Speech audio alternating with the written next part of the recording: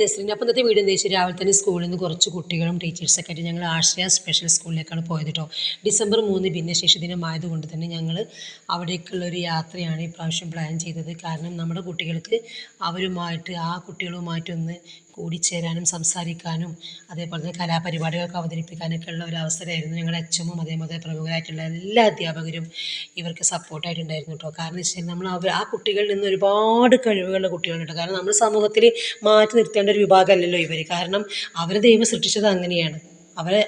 അവരായിട്ട് നമുക്ക് കാണാൻ പഠിക്കണം.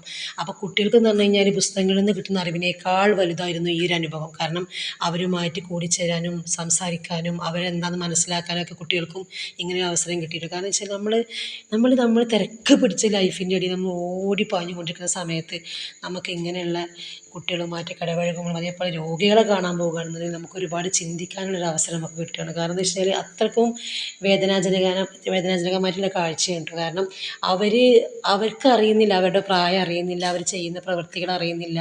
അവർ എന്താ പറയുക, അവർ അവരുടേതായിട്ടുള്ള ലോകത്താണ്. അപ്പോൾ നമ്മളും അവരുടെ ലോകത്തേക്ക് കുറച്ച് സമയം ഇറങ്ങിപ്പോയി കുട്ടികൾ അവർക്ക് ഡാൻസൊക്കെ പഠിച്ചിട്ട് കളിച്ചു കൊടുത്തു. അതേപോലെ തന്നെ അവരും ഒരുപാട് ഹാപ്പിയായി, പാട്ടൊക്കെ പാടി ഡാൻസൊക്കെ കളിച്ചു, ഒപ്പന കളിച്ചു, അങ്ങനെ എൻജോയ് ചെയ്തു. കുറേ സമയം അങ്ങനെ എൻജോയ് ചെയ്തിട്ട്. കാരണം നമുക്ക് വെള്ളിയാഴ്ച ആയതുകൊണ്ട് കുറച്ച് സമയം മാത്രമേ നമുക്ക് ഉണ്ടായിരുന്നുള്ളൂ കേട്ടോ.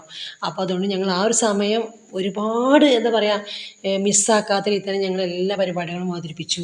നമുക്ക് മനസ്സിന് എല്ലാവർക്കും ഒരു എന്താ പറയുക ഒരു സന്തോഷം കിട്ടിയ പാട്ട്. കാരണം ഓരോരോ കുട്ടികൾ എന്ന് പറഞ്ഞു കഴിഞ്ഞാൽ ഒപ്പനയൊക്കെ അവതരിപ്പിക്കുമ്പോൾ അതേ ഒരു മണവാട്ടിയുടെ നാണത്തിലൊക്കെ ഇങ്ങനെ ഇരിക്കുക. അതേപോലെ തന്നെ നമ്മുടെ കുട്ടികളും അവരുടെ കൂടി ഒപ്പനയൊക്കെ അവതരിപ്പിച്ചു. അങ്ങനെ ഞങ്ങളെല്ലാം കഴിഞ്ഞ് പുറത്തേക്ക് ഇറങ്ങിയിട്ട്. കാരണം ഇറങ്ങിയ സമയം മുതൽ നമ്മുടെ മനസ്സിങ്ങനെ ഓരോരോ സങ്കടത്തിലിരുന്നു. കാരണം ഓരോരോ കുട്ടികളും ഓരോരോ ക്യാരക്ടറാണ് കേട്ടോ. അവർ നോക്കുന്ന അധ്യാപകരെ നമുക്ക് അപ്രിഷ്യേറ്റ് ചെയ്യേണ്ട. കാരണം ഒരുപാട് എന്താ പറയുക ബുദ്ധിമുട്ട് അവരും സഹിക്കുന്നുണ്ട്.